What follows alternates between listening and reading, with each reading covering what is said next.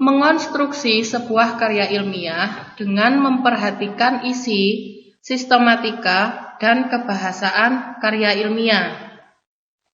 Pada materi ini, kalian diharapkan mampu mengungkapkan informasi berdasarkan isi karya ilmiah dan juga mampu menulis karya ilmiah dengan memperhatikan sistematika dan kebahasaan. Untuk yang pertama, mengungkapkan informasi berdasarkan isi karya ilmiah. Karya ilmiah yang menjadi bahan untuk diskusi biasanya disebut dengan makalah. Makalah sering pula disebut sebagai kertas kerja, yakni suatu karya ilmiah yang membahas suatu persoalan dengan pemecahan yang didasarkan hasil kajian lapangan. Makalah merupakan karya ilmiah yang secara khusus dipersiapkan dalam diskusi-diskusi ilmiah. Contohnya simposium, seminar, atau lokakarya. Makalah terdiri atas pendahuluan, pembahasan, dan simpulan.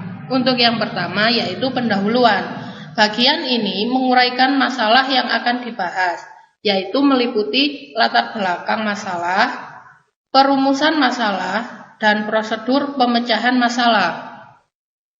Untuk yang kedua, pembahasan. Bagian ini memuat uraian tentang hasil kajian penulis dalam mengeksplorasi jawaban terhadap masalah yang diajukan, yang dilengkapi oleh data pendukung serta argumentasi-argumentasi yang berlandaskan pandangan ahli dan teori yang relevan. Yang terakhir ada simpulan. Bagian ini merupakan simpulan dan bukan ringkasan dari pembahasan. Simpulan adalah makna yang diberikan penulis terhadap hasil diskusi. Dalam mengambil simpulan tersebut, penulis makalah harus mengacu kembali ke permasalahan yang diajukan dalam bagian pendahuluan.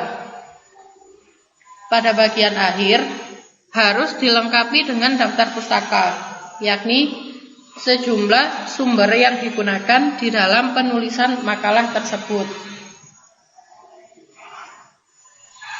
Yang dimaksud dengan sumber bisa berupa buku, jurnal, majalah, surat kabar, ataupun laman dari internet.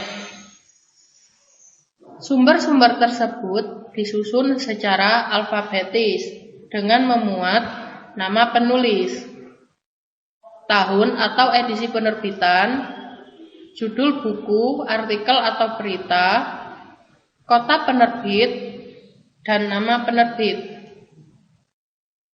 Untuk contoh penulisan daftar pustaka adalah sebagai berikut.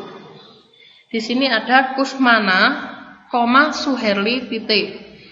Untuk Kusmana, Suherli itu merupakan nama penulis yang dibalik. Jadi Suherlinya berada di belakang, Kusmananya berada di depan.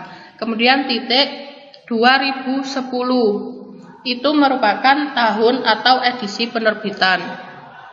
Kemudian merancang karya tulis ilmiah merupakan judul buku. Bandung merupakan kota penerbit dan Roda Karya adalah nama penerbitnya. Yang kedua, menulis karya ilmiah dengan memperhatikan sistematika dan kebahasaan. Untuk menulis karya ilmiah yang baik, langkah-langkah yang harus kita tempuh adalah sebagai berikut. Yang pertama, menentukan topik. Langkah awal menulis sebuah karya ilmiah adalah menentukan topik. Langkah awal itu lebih tepatnya disebut sebagai penentuan masalah apabila karya ilmiah yang akan ditulis berupa laporan hasil penelitian.